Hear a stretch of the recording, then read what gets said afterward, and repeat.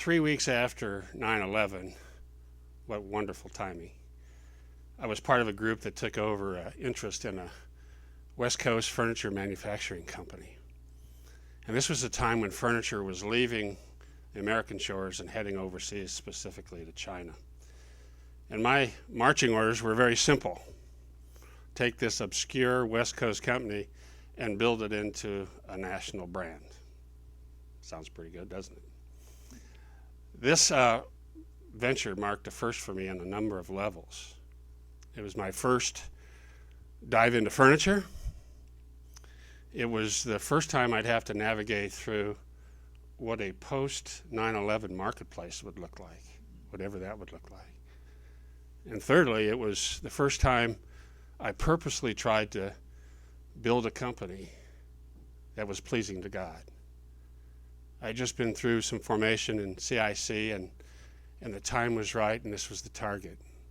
And so it was a time for me to see if I could do that for him. Whether it was good luck, good fortune, or great grace, things happened very quickly, very quickly. We came out of the obscurity of being a West Coast company and into the mainstream visibility of the furniture industry. And when I started to recruit people in the early days, it was fishing. It was tough fishing to find folks to do it. But after this thing got going and rolling and out in main visibility, people were finding us. Great people. Tremendous talent. Old and young.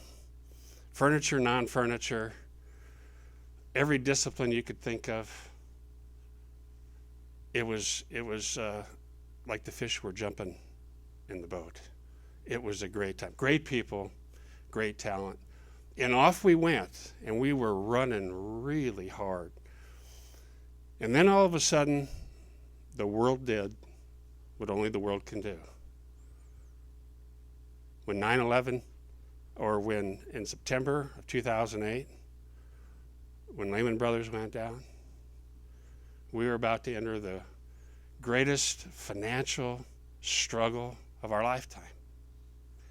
And here I was, we were hitting the ball out of the park. I'm in an industry where you got to plan ahead 2 years in all of your moves, and then the world stops.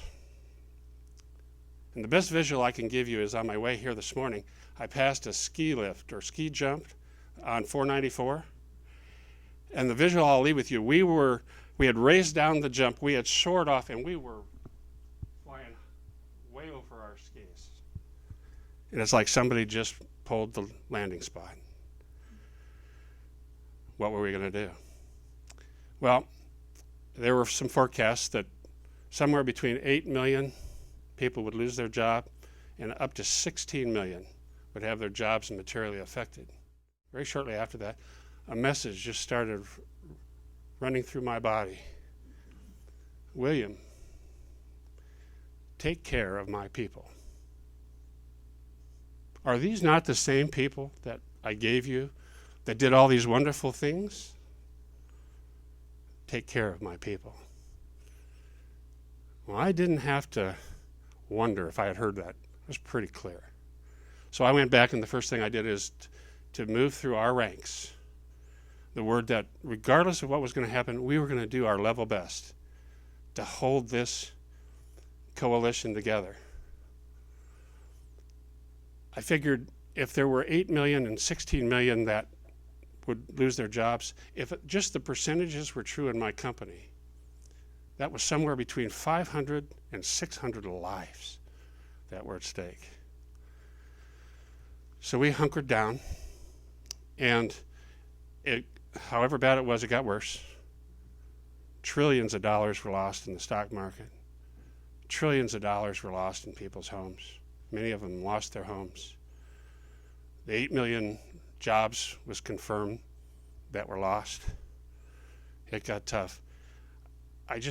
You've heard the words white knuckle. We would just grip down. We just hunkered down as hard as we could to hold this thing together, to make true to my commitment. Well, as good fortune had it, towards the end of 2009, near the end, we started seeing some green sprouts.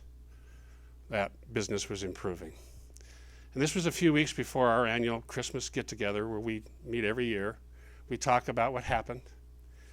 And as I was preparing for the meeting and what I would say, I went to our HR director and I asked her, Tracy, I need to know how many people we had at the beginning of the year and how many people we have today. So I go in during the presentation, and this was the whole corporate staff. This is a big deal. And we talked very openly about the year and how tough it was. But then I said, my friends, I'm here today to report to you. We didn't lose much money, and we didn't lose much market share, and I didn't lose any of you.